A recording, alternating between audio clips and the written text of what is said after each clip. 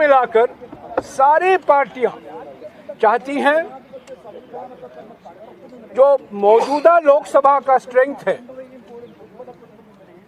543, उसके आधार पर 1/3 आरक्षण महिलाओं को दिया जाए। वो 2029 के लोकसभा चुनाव से ही लागू किया जाए। पर हम परिसीमन के प्रावधानों के बिल्कुल 100% खिलाफ हैं।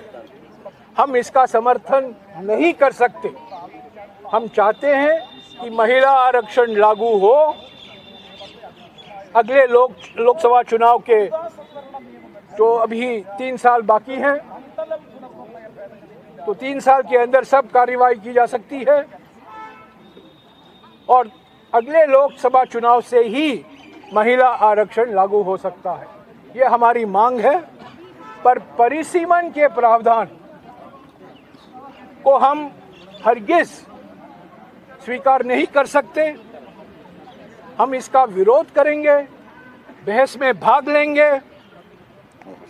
बीजेपी का लोकतंत्र में और संविधान में कोई विश्वास नहीं है, पर हम लोकतांत्रिक तरीके से बहस में हिस्सा लेंगे और जो कुछ हमें करना है लोकसभा और राज्यसभा में करेंगे।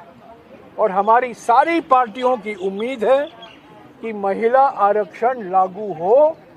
मौजूदा लोकसभा को लेकर 543 को लेकर इसको तुरंत लागू किया जाए अगले लोकसभा चुनाव से।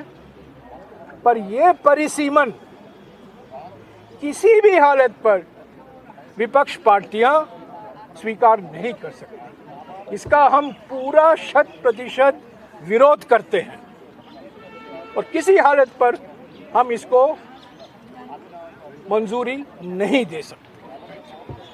तो ये रहा कुल मिलाकर आज दोपहर को जो बातचीत हुई है। सारे विपक्ष पार्टी मौजूद थे। कुछ नेता जूम पर आए।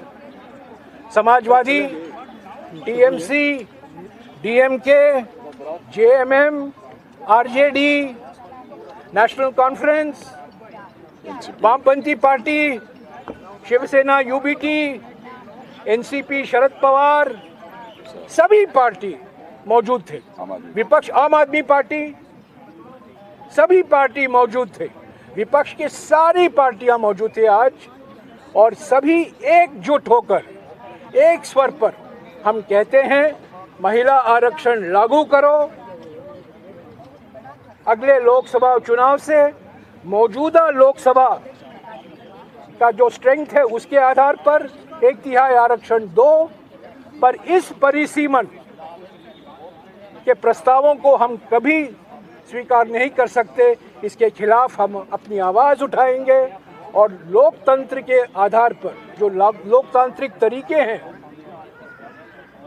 जो हम अपना सकते हैं, हम लोकसभा में और राज्यसभा में अपनाएंगे।